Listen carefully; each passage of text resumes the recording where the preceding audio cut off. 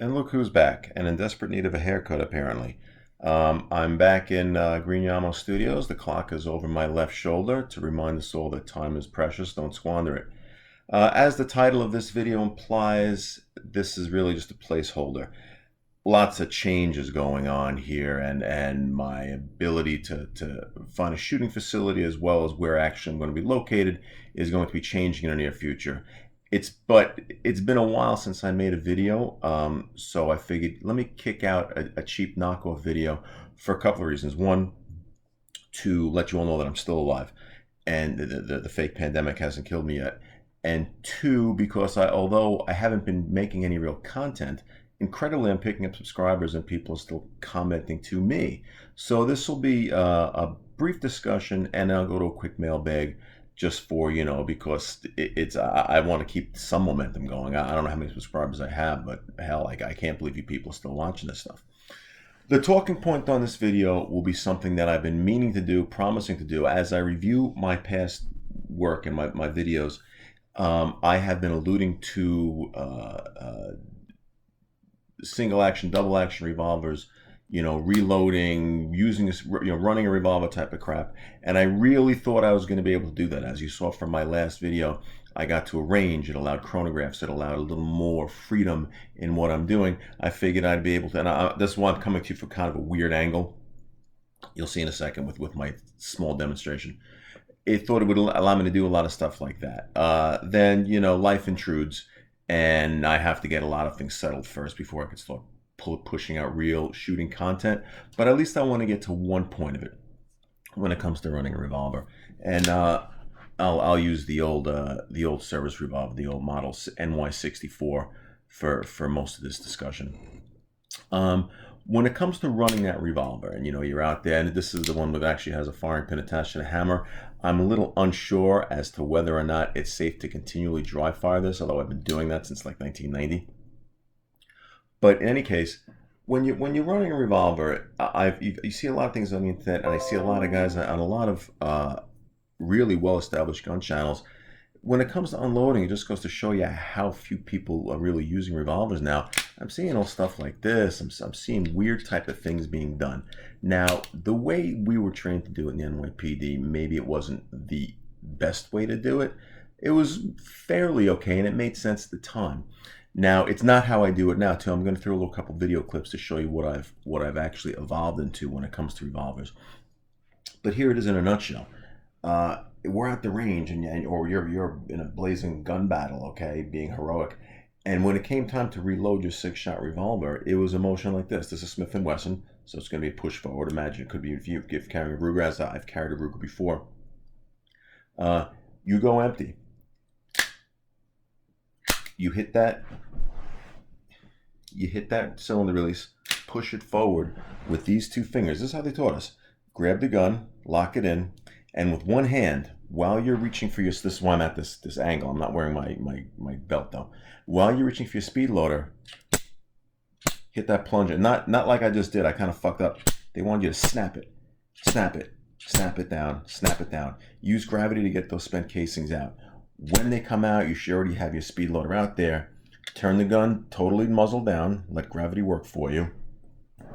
This is for the GP100, so it's not going to get past this. And then with it totally down, you get your speed loader in there and do your thing.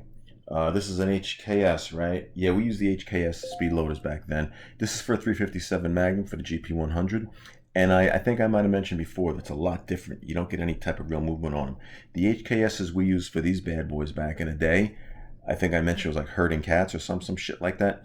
They'd be rattling around. And one of the things they taught us or told us was, when you're guiding it in and you get your cylinder locked, using these fingers to get your cylinder locked, you could actually maneuver it a little left and right a little bit. You get your finger and you index it like that. Use that to guide it in. Use your finger to guide it in to get to the point. And then in theory, they drop. And seeing as how you have gravity, you let this fall away. And that's how you would do it. So, it would be, what? Let's get the old GP1. Now, this is a loaded gun, okay? For my purposes, in this, where I am now, up is a safe direction. And I'm not going to pull a fucking trigger anyway, guys. Let's be serious. But in any case, and again, different mechanism to hit the cylinder on a Ruger, but it would work like this, you know, fingers out of the trigger. For all you safety guys, thanks for looking out for me, and I'm pointing in a safe direction. Bang, bang, bang, bang. You go empty, open it, same thing, and oh, I was empty anyway. Same thing. You dump it, okay? Snap it, snap it, snap it. Actually, the ejector rod on the Ruger is much more comfortable to do that with. If you notice, I always hated this thing here that's kind of hollowed out like that. You would catch my thumb, and it's still. I know I'm a bit of a princess, sorry, but the solid guide rods, because the Rugers lock up differently, was always a little easier for me to do that. It seemed to snap easier. But anyway, you know, you go empty. With this I will dry fire. Bang, bang. You go empty, 2 fingers through. Same idea though. Lock it, snap it, like gravity, and then you're gonna upside down. You know, gravity in there. This is still kind of a weird angle, but in, turn, let that fall away, close it up, and you're back in the fight.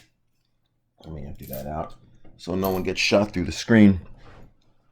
And that's basically how that's how we were taught to do it. One, dump. While you're doing that, is kind of a continuous motion. Load, lock up, and you're back in the fight. Okay? What I have since evolved to, because I still, even demonstrating it for you, and I did it enough times, believe me, I did that enough times. Couple of reasons why I don't do it now. One, I don't shoot a whole lot of 38s. When I'm doing revolver work, it's 357 or 44. And as I've said, although Paul Harrell has disagreed with me on this, he actually did a thing where he fired some rounds and put his finger there. Well, he's firearms Jesus, and I am not. He said it doesn't get that hot. I don't know what he's made out of, because after 12 rounds, this thing gets red hot for me. And the first time, I think I even mentioned the first time I did it, I went to the old NYPD style of doing this. That forcing cone fell on my finger, and ouchies. Since then, you've seen me on video, and I'm going to run a couple of clips of how I hit the speed loader. Is go empty, just lock it with the fingers, give it a hit, a smack. There's some debate on the internet as to whether you're hitting this or tapping it, whatever you're doing. Give it a good little thing there, and then I would follow through, and that's what I've evolved into now. For what it's worth, the one finger snap down simultaneous thing was how the NYPD trained with revolvers. That's how we ran it, and for the most part, that's how I still run a revolver, except for this is just a much more natural motion for me. And what am I really losing by doing this? Well, one, you know, I managed to avoid getting into a gunfight with a reload with a revolver for quite a few years in the police department. I'm not concerned about reloading it now, seeing as how I don't even really carry, you know, come on, I've explained what I'm doing when I'm carrying a revolver. And again, it's more of a surprise thing in New York because no one really has a gun except the criminals. So I'm not like I'm carrying a reload. Maybe I'll have a speed strip if I'm feeling really saucy. But the only thing I'm really losing by not doing this as opposed to this is I can't do the simultaneous speed loader thing. But again, as I'm walking through my civilian life, dressed kind of like this as I'm going to the gym, am I carrying speed loader on my belt? Maybe some of you guys are, but I'm really not. So I don't think I'm losing anything by this. I think when this gun comes into play, it's going to be in a home defense situation. Everyone knows this is my nightstand gun, but you never know. Circumstances might just be after I get that first guy off me and I'm putting 2 at the door, I might have to do that type of thing. Okay? So that's how I run that revolver now. Maybe at some point I'll be able to actually do something more than the regurgitated footage that I'm about to show you now. But in any case, let's go to regurgitated footage. I'm going to show you maybe 1 or 2 clips. I don't know what it is, in what order I'm going to do them, but in no particular order. You're going to see just me putting some rounds downrange using the old GP100 here, and you're going to see various reloads, and I'm going to be doing the hand tap on both of them. One thing of note, I think on one of them you'll see that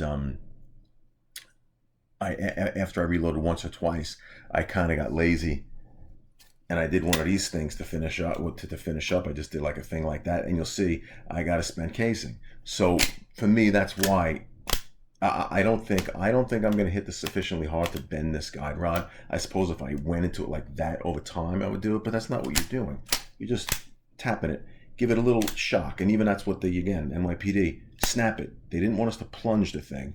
He said, snap it like this with a motion to go down. Use gravity, use that snapping motion to get the casings out of there. So that's my quick lesson. Take it for what it's worth. Maybe at some point in the future when I get settled and I get the facilities that I'm actually going to be shooting at, we'll put all this into motion. Maybe I'll even dig up some leather equipment, put on the gun belt, and we'll take a real trot down memory lane. That's about all I got for you for now. I think now we'll just throw some mailbag on this and call this a quick video just to keep me fresh in everybody's mind.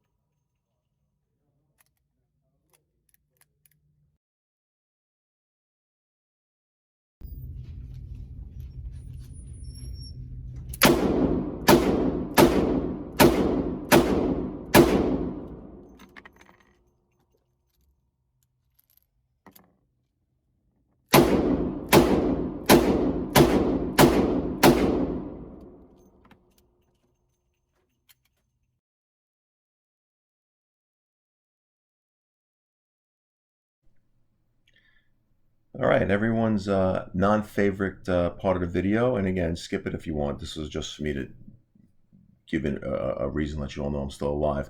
But I did get some comments, and I do like to keep it a little current. So we'll get right into it. PHCN, he commented a year ago, and I saved this. I found it accidentally, and I saved it because it is something I do want to discuss, but not here. I'm just going to touch on it. He said, great video. Please keep up the good work. Can you make a video about New York City gun laws and NYPD firearms? Thanks, Buck, my brother in blue here in Brazil. Well, one, I wish I was in Brazil too. And two, this would be a long video. In a real abridged version, you know, when I came on, the NYPD was using 38 special revolvers. Our choices were the Model NY64 in a 3 and 4 inch barrel, and a Ruger Speed 6 and a Ruger Police Service 6, all in 38 special. I documented I started with the Speed 6. I went to the Model NY64. I have since retirement had that shaved hammer taken off and put a real double action hammer in with the sear that I could fire at single action. NYPD transitioned over to semi-autos in the early 90s. Then the initial choices were the Smith & Wesson 5946, the Sig Sauer P226, and these are all double action only versions, and the Glock 19 Generation 2. All of them had some combination of the New York trigger, which made the trigger very difficult to pull, made, you know, using the gun much more difficult. But again, as I've touched on previous videos, that's really not the problem. That really wasn't a problem for New York City, because they would much rather bury a cop and give a nice inspector's funeral with the helicopters than to have us shoot somebody, much less shoot somebody accidentally. So that's a brief history of NYPD guns. I'll go more into that if I have more visual aids. As far as gun laws here in New York, well, you know, in New York City, look, it is what it is. In New York City, that pesky Constitution of the United States of America is really preventing the progressive liberals from doing the good work that they really want to do. So despite their best efforts, in New York, believe it or not, you are still allowed to own a firearm. Carrying one is the trick. But owning one, you can actually go get a permit, get a handgun, and keep one in your home. And there's some things, you know, it's a target permit for the most part what people have. And you can keep one in your home. You can transport it to the range. I believe it can be loaded when you're going to the range, and when you're leaving, you can keep it loaded on you to get back home with making a reasonable stop for gas or something like that.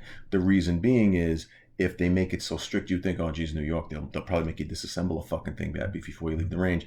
Not really, because people might be hanging outside that range knowing if that was the rule, people would be walking out loaded with guns, but all the guns are unloaded or in a state where they can't be readily fired, and that makes them real targets for being robbed as they're leaving. So even in New York, they realize when you're leaving the range, even as a non-carry permit holder, you can have one loaded firearm on you to protect yourself and protect the guns that you might have. Other permit, again, hunting permits, things of that nature, I wouldn't know about. Carry permits is, now that I'm retired, I actually have a carry permit. I wouldn't know the process of getting that, other than I think it's impossible for everybody except retired law enforcement. So that's what, it basically is in New York. You can get a shotgun, you can get a long gun, you could walk into a gun store and walk out, that same day with some type of long gun. That's why when the fake pandemic first hit, there was lines out the doors of all the New York residents who previously were voting for anti-gun politicians and loaded up the state assembly and our executive branch in New York with left-wing loonies. That's why they were all online getting shotguns when the fake pandemic started. So there you go. Maybe I'll do another video on that, get a little more in depth, but there it is in a nutshell. Circle of Six. Greetings from Westchester County, New York. He's on a job in Westchester County. They carry the same gold dots. This is off the video my last video when I was doing the chronograph stuff in 40 caliber. Great rounds. Okay, I wouldn't know. I know a lot of guys in law enforcement from around the tri-state area, and yeah, apparently New York City and maybe the outlying counties here, one of the few people who didn't go to when the 40 caliber craze was really at its height. Paul H commented, a press check would have made a huge difference with your failure to load problems. Would have figured out the very first time. Again, that's off the video. Remember, I was having issues with the magazines that I determined was eventually the magazines. Paul H, look, I love you, and thanks for commenting. And man, you press check guys, you really hang on, boy. You really hang on. Look, maybe not. Although in this, I have to disagree, Paul, in that it wouldn't have helped me here, because as you remember, when I loaded and stripped off that first round, it always did feed. So had I done that press check, that magical press check, I would have seen a round in a chamber. Upon firing, you see, when it's trying to feed the next one is when the issue was. So in this particular case, I have to disagree. A press check wouldn't have helped me. And again, if you guys like press checks, do your press checks. I don't. I mean, I cannot believe we're still talking about this. Pops McCartney again. Come down to Louisiana, you can shoot things on my range, just don't shoot me. And Merry Christmas. Shows how far behind I am. Pops, that certainly is a tempting invite. But as you know, this country is still on lockdown. I remember when this fake pandemic started, it was racist to prevent people from coming into this country from other countries that were infected with the virus. But those same politicians have no problem preventing Americans from traveling freely throughout the 50 states. So maybe in the future. Wild Mike, he confirmed what I said. I guess I had the theory. The Gen 2 mags have different followers compared to newer Glocks. They could be swapped out. Thanks, Wild Mike, for confirming it. I just to make sure wasn't on drugs or anything.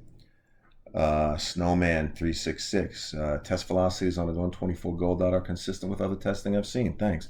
Well, thank you, Snowman, because I'm doing this stuff. I don't know what the hell I'm guessing. I can only guess that chronograph. The velocity seemed right. I thought I was doing it right. But if you're verifying that I seem consistent, good. Thanks. AJ Loquasto, no eye protection at the range. I'm surprised they let that fly.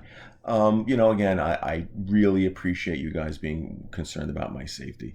And, look, eye protection is a great idea. As I've explained, I like to train and practice how I might be going at it in the street. So when I'm at that one range, public range, believe it or not, yeah, you would think that they'd be more strict on that, but they're really not. And I don't see any real danger to it when I'm shooting paper targets 10, 15, 20 yards, even 7 yards downrange. It's non-reactive target. I should probably still wear them. I agree, anything could happen. But I'm in your own stanchion. There's no brass coming at me from any sides.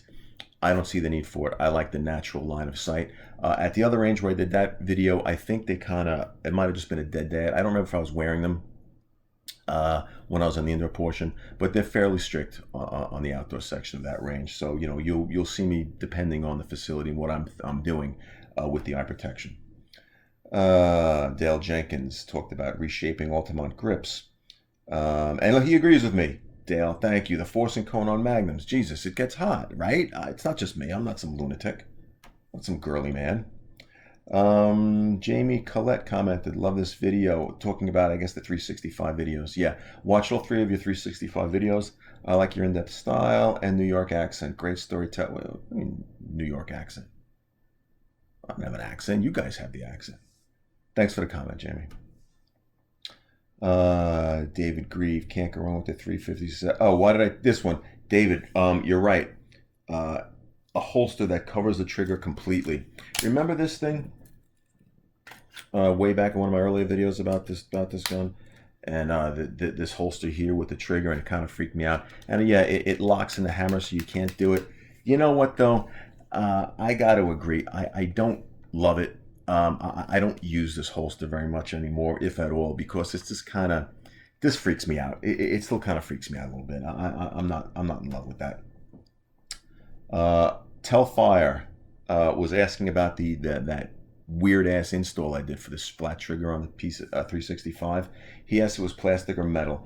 I answered him, and I'll answer all of you. It is in fact metal. It's a stamped steel piece. It is metal. And he wound up following up with that after my comment. He actually bought it based upon my information. Glad I can help out. It's a little scary that some of you guys are listening to what I'm doing. Invisible Woodworks also, I guess, must have that 365 install video must have made the rounds again. He's saying that the trigger pin that came with the thing seems like it's 4 times bigger. Yeah, he's just as mystified. Maybe it's meant for the XL. I don't know. Maybe they should have had some type of instruction with that, because I mean, Jesus Christ, I was driving myself crazy. Again, I'm thinking I'm drunk half the time. And then he also says he has 3 indoor dogs himself, and he knows how you feel when they yap at nothing. Hey, Leo, just so you know, Leo the dog's still around too. He did not want to be part of this video. All right, go back to sleep. And again, Leo, you made the comment section again. Nick Mara commented, Leo the dog is doing an excellent job. Now I know why I included this one. He spelled it Leo the dog, L-E-O, like the capital letters, L-E-O, like law enforcement officer. And it never dawned on me that some of you might thinking that I named that dog, as he's going to bedroom in a huff, I named that dog Leo based upon my background. That is completely not the case. That's my adopted dog. My wife got him. My wife got him before we met, before we got married. She just named him Leo, and I never. That's actually that's serendipity. Is that serendipity? Is that what you would call that? Yeah, just want you to know, I'm not that much of a buff. I'm not going to name the dog Leo like law enforcement officer, but clever. And now that I think about it, mind blown. Sinaki, great screen test. I can't wait to see you in the movies. You're the closest thing to Charles Bronson that you can get. Okay, thank you. I responded to that as well. That my wife got a good laugh out of that one. Maybe Charles Bronson now. Maybe is he even still alive? Thank you. Okay, thank you. Cody T asks, does NYPD today carry Glock 19 Gen 3s with the orange New York 2 trigger spring and Glock night sights? I could have only answered this, and I think in my response to this, I can only answer this based upon what I knew at the time. As of December 2018, when I retired, the NYPD was still carrying Glock 19 Generation 3s with the NY2 orange trigger spring, New York 2 trigger spring, and they weren't Glock night sights. They were the Trijicon, I believe, night sights. I could probably just get up and go look, but they were not the Glock night sights. They were Trijicon night sights. What they carry now, I'm sure they still have the New York trigger. I'm sure it's been even more New Yorked since I've left. Are they still a Gen 3s though? I'm not entirely sure, because I know they authorized the Model 17 for use in the NYPD, but they restricted it to a 15-round magazine. I guess to accommodate guys with bigger hands, which I guess I probably would have done it had I had that choice back in the day. I don't know if they're carrying Gen 3s, Gen 4s, or whatever they're doing. So I'm sorry, I can't answer that. But the New York Trigger spring is still in full effect. Don't you worry about that. And then I think finally, John Lloyd Scharf, sorry if I'm butchering that name, he's requesting an ammo test. And again, you guys can do that. How long it's going to take me to get around to it, I can't actually say. But he's looking for the 135 grain jacketed hollow point Speer Gold Dot short barrel. He's looking at 1064. You know what? I'll try it. I'll give it a shot if I could, find that ammo. Ammo is still kind of an issue as finding it. Again, I haven't been into the dealer in a while, but as I said, I think in a previous video, getting ammo is not so much of an issue. It's paying a little more for it. But maybe things like that, 135 grain 9mm round is a little outside of the norm. So getting that particular one might be a little more difficult. But I do have to get my ass back into my local dealer, see what's going on there, and we'll have to get myself to a range so I can start doing real comment. All right, that was the mailbag. Thank you all for your comments. Hopefully this video is enough to keep them coming. We'll cut away and I'll come back with a real short final thought.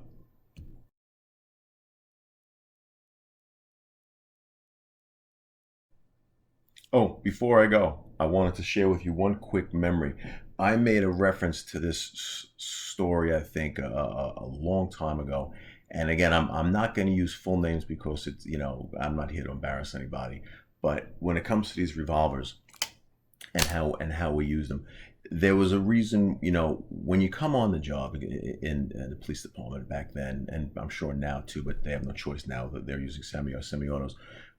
This was a good choice for the New York City Police Department. This was a good choice for New York City Police Department just because of its operation, how it worked, and what you can expect from it. It was almost foolproof. Now, revolvers are not inherently more anything than semi-autos. That's kind of been proven many, many times. They're very finicky when it comes to weather and dirt and particulate matter, and things can go wrong with a revolver. But what is great with the revolver is when they're loaded, when they're in their holster, it's kind of an object at rest. You know what I mean? Nothing's under tension. It's ready to go. You take it out, and you're going to pull that trigger, and something's going to happen. If something does, I'm going to dry fire a couple of times. If something doesn't happen, you pull it again. Something's going to happen on that next time. Okay. And it was just a very simple way to do it. It was hard to get an accidental discharge in this thing, that heavy double action trigger pull. I could see why they did it. Oh, I'm going to pause it. And we're back. What did I tell you about zero production value? She knows, that woman knows when I'm making a video. Anyway, what I was going on is that they were good for what they were. They were weapons that could be handed out to the masses. 35,000 uniformed police officers running around that city, and you could pretty well be sure what you're going to get with it. It was almost foolproof. I say almost because I have to bring this back. And the cop's name, I'm going to give his real name. His first name was Sean. I'm not going to give you the last name. He was a good guy, sharp cop, and I'll give it to him. He went on to have an awesome career after this. But I'll finish with this story. We get a call, and it's a gun run, and I don't know where the fuck we were, somewhere in Queens. And we're going up another one of those staircases going towards the landing. Everyone, that was my theory, and I forgave you that my theory. All the fucked up people live on the top floor of a walk-up because those apartments must be the cheapest ones, because on the top floor of a fucking walk-up. So we're humping up these stairs. We're getting there, and it's a gun run. So, we're all ready to go. We're all kind of young on the job. We're ready to fucking get involved in something. And what Sean does is we get outside the door, okay? And we got our gun, and he's seen movies. We all seen the fucking movies. Imagine this is the door, right? And he's up against the door like this, like Cagney and Lacey or Starsky and Hutch or whatever the fuck else, and someone else. And he's doing one of these things. And he must saw it in the movie. So here's the door. He's gonna knock on the door, like tapping it with the fucking barrel of his revolver. Now this one I'm going to have to load up on this. And again, remember, up is a safe direction here. And I promise you I'm not going to pull a trigger. My finger's out. And he's doing this. And he's going to go knocking on the door. So he does that. And I don't know what he did. And I think he actually carried Did Sean carry a a police service 6, or was it model 64? I think he carried the Smith and Wesson. I don't know. I could see doing it with a button here. He's tapping on the door, and God is my witness, this happened exactly like that in the hallway. And we're all standing there, we'll do it at the door like this, and he's doing that shit, and shit dumps all over the place. And he does what everyone else does. He bends down like the cleaning lady, and he's fucking picking up these chiclets and putting them in his gun. Just then, the door opens. The guy's standing right there. Of course, he's looking at 3 guys pointing at him like this. So he's just like, "What the fuck are you?" And he's looking at this guy picking up. Imagine, like, he must have been thinking, "What the fuck? Just what are you guys doing out here? We're all being so fucking clandestine." And he hears something knock on his door. So yes, they were foolproof, but that job had a lot of fools. So you know what? They probably knew what they were doing. I'll leave you with that story, that little anecdote, because I never know when I was going to get a chance to throw that story in. It might take me forever to get this revolver fucking video all together. In the meantime, the next time you see this face, although I don't look like Charles Bronson, the next time you see this face, it's probably going to be in an entirely different location, and we're going to see where the shooting is going to come from. But until then, thank you for all of you. Seriously, thank you for all your comments. Thank you for continuing to watch, even though my content has been pretty light lately. And we'll see you next time, whenever that may be.